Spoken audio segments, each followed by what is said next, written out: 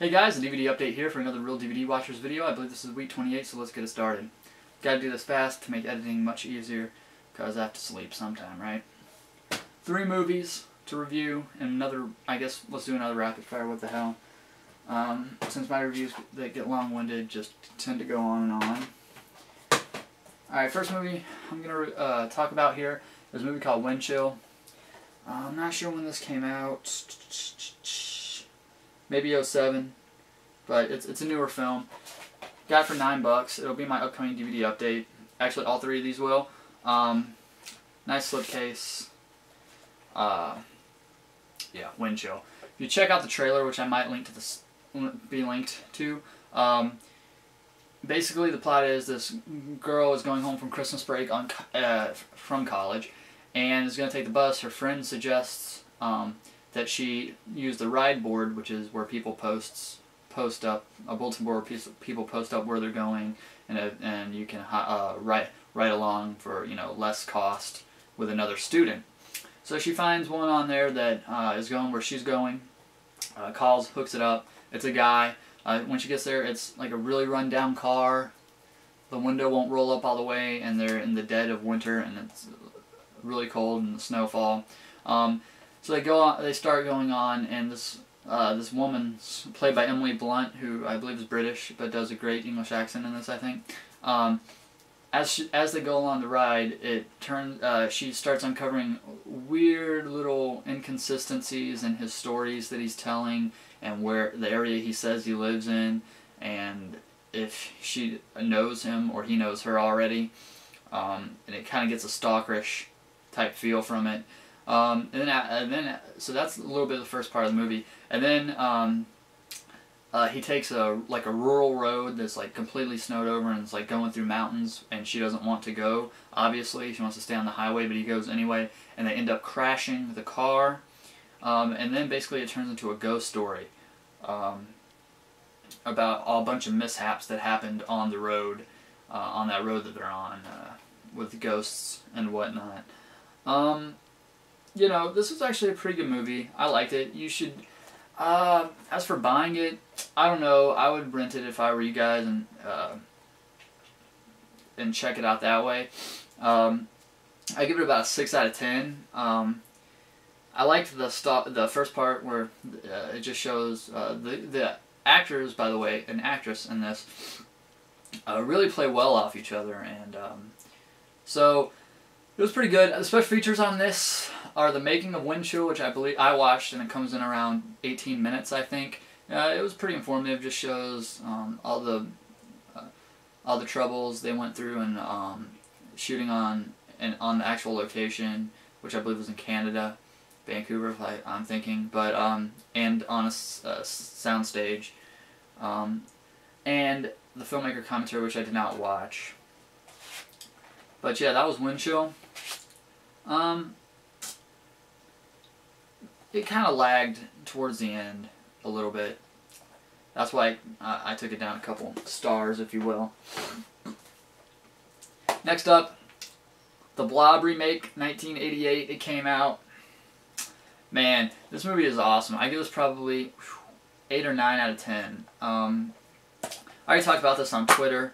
It comes with an insert. It's kind of cool. Disc is just white, though, so that kind of sucks. No, it just has theatrical trailers, and it's kind of funny. It has a lot of subtitles. It has English subtitles, French subtitles, Spanish subtitles, Portuguese subtitles, Chinese subtitles, Thai subtitles, and Korean subtitles. So you have no excuse, right? But I don't know what to say. It's basically a remake of 1950s Blob, and it's just like every death scene is just awesome. I just love it. I really enjoyed it. I actually probably will watch this again pretty soon. This is one I can go back to, and now I realize why it's... The reason I got this, actually, I got this for $5 pretty cheap, which is pretty cheap at the store, and I got this because it was on everyone's favorite remakes. So it definitely is on my list now, one of my favorite remakes, up there with The Thing, actually. So like I said, 8 or 9 out of 10. Can't miss this one if you're a horror fan. You gotta see it. That's plain and simple. Next one up is Mary Lou, Prom Night 2. Yeah, I watched this one. So yeah, actually, this surprised me. I didn't know what to expect going into this. The first Prom Night with Jamie Lee Curtis, you know, it was a decent movie. I liked it, but I've only watched it once, so that tells you something. But so I didn't know what to expect with Prom Night 2. Hello, Mary Lou, Prom Night 2. But wow, this was actually another really good one. I really like this one. I actually like it. Now, I've only seen Prom Night 1 once, and it was just okay. But this one, I can unequivocally say that I like better than the first one. Basically, Mary Lou, it starts off in the 50s. Mary Lou is a promiscuous high school student, and she's going to a prom with this dude, but she gets tired of him halfway through the prom and starts making out and going into the hallways and trying to have sex with another guy, and he catches him and gets pissed off. And so when she's crowned prom queen, he finds a stink bomb, and he climbs up in the rafters, and he's gonna, you know, ruin her happy moment of being crowned prom queen by throwing the stink bomb on the stage. So he lights it up, throws it down there, gets a little too close to her prom dress, and she bursts. Basically, she catches on fire and dies. And it's pretty retarded because everyone just stands there and watches. They like step back and go, "Oh my gosh!" And some are screaming and stuff. And one guy, like the guy that she was with, she dumped the other guy for earlier in the night, kind of like went towards her, but just like collapsed on the stairs for some reason. And she was just screaming, flailing around. Eventually drops dead. No one really did anything. Then, flashback 30 years. Another 30 years. It's 30 years later, and the guy that threw the stink bomb that caught her dress on fire is now the principal of the same school. And then we see our main character, I don't remember what her name is, but she has a really religious mother, and her father like wants to let her do all this stuff just like a normal kid, but the mom he's basically pussy whipped, I guess, even though it doesn't seem like he's getting any. Basically, he says that she can do stuff, and the mom says no, and he agrees with the mom. And so her mom won't let her buy a new prom dress because she doesn't really want her daughter to go to the prom, and so she needs a prom dress. She's not going to wear one of the dresses she has. So she goes into the drama department to see if there's a costume that looks decent enough. She finds an old chest, opens it up, thus releasing the demonized spirit of Mary Lou to wreak revenge on the principal and anyone else she comes across. That's pretty much the plot. I don't know really what it is. It's like a demon type thing, but it takes over your body, so like, you know, possesses you, I guess. There's some pretty cool death scenes in this. There's a decent amount of blood as well. What's this guy's name? Michael Ironside. He plays the adult version of basically the principal, the adult version of the kid that killed her originally. And so yeah, like I said, good stuff. It's kind of Mary Lou's hot. The girl that she possesses or becomes the main character later on in the story is kind of like not really hot, but you can tell she's really innocent.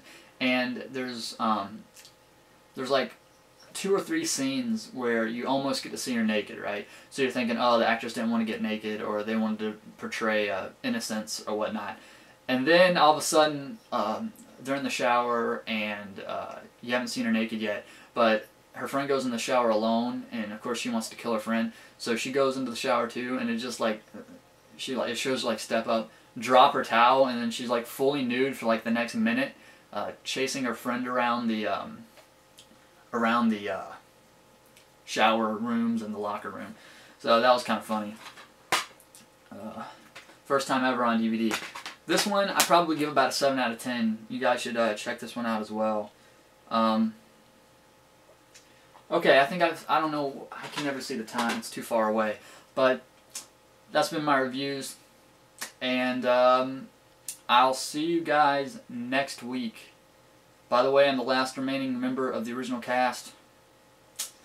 Yep, Chris Raff left, leaving me alone. Well, not alone, of course I have the other guys who are awesome, but alone as original cast member. So hopefully I'll do many more videos to come, but I'll see you next week, and I'll see you when I see you.